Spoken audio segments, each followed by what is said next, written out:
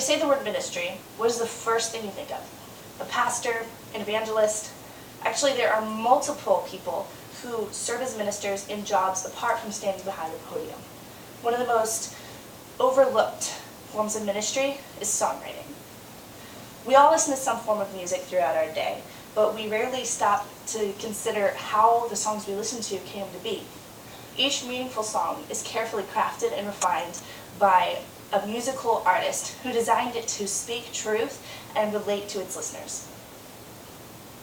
I've been writing songs since I was 8 years old, and now I am studying for a Bachelor's of Music degree in songwriting at Liberty University. If there's anything that I have learned in my time studying that specific department, it would be that writing songs that praise God and speak to different aspects of our relationship with Him can transform or even save lives.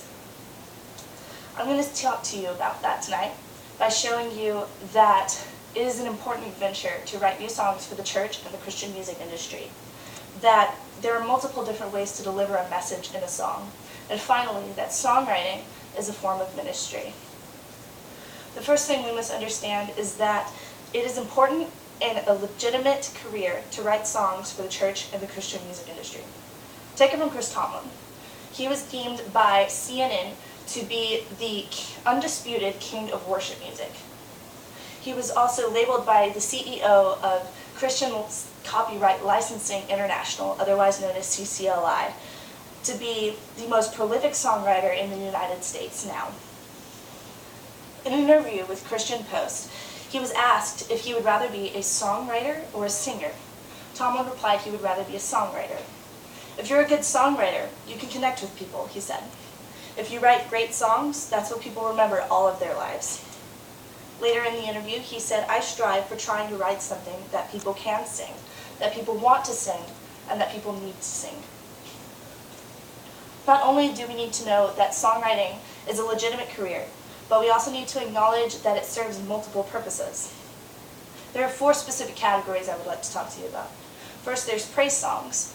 Praise songs can be used to either adore God for the things for just who He is. And then they can also thank Him for the things that He's done in our lives. Then there's prayer songs. Prayer songs are usually a crying out to God in the midst of adversity. They are usually portrayed as a conversation with God rather than as a proclamation to things that He's already done in your life. Then prophetic songs. They proclaim belief and trust in God and what He's going to do in the future.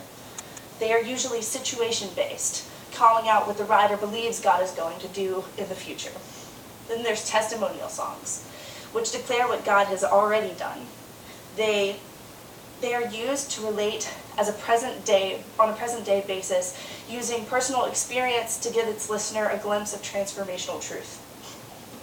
Each one of these categories has ministered to believers and unbelievers alike, which only attests to the fact that songwriting is a form of ministry. John Foreman is the frontman of Switchfoot, a popular Christian alternative rock band formed in 1996.